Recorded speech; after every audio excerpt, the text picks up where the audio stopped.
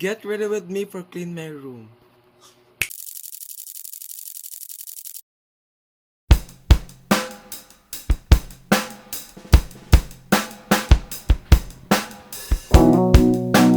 Ngayong araw nga pala, samahan niyo ko maglinis ng kwarto ko kasi nga sobrang kalat na naman siya. Linisan ko nga yung kwarto ko kahapon tapos ngayon sobrang kalat na naman. Para bang sobrang gulo ang buhay ng babaihan na to. Babaiha. Bale, ito nga yung before and ito naman yung after. O diba mala Instagram? Sobrang feeling. So bago nga yan, maglinis muna tayo dahil. So ayun nga, tinanggal ko nga muna yung unan at saka ako magtupi.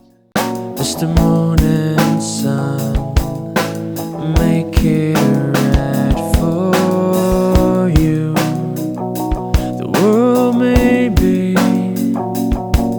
like an endless storm, chasing a mystery.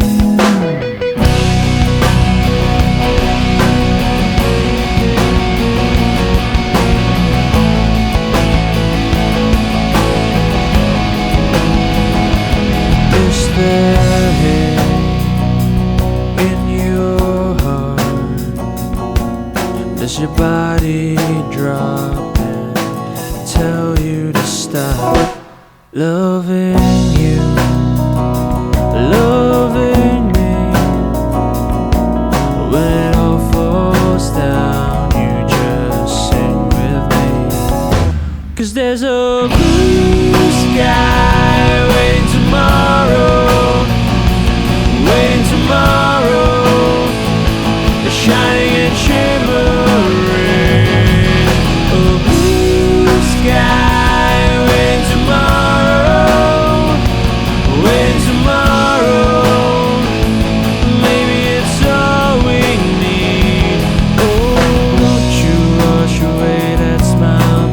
Just look out a window and see. Pagkatapos kong magtupi, agad ako naglinis ng higaan ko. Bali, tinanggal ko nga muna yung unan ko dyan.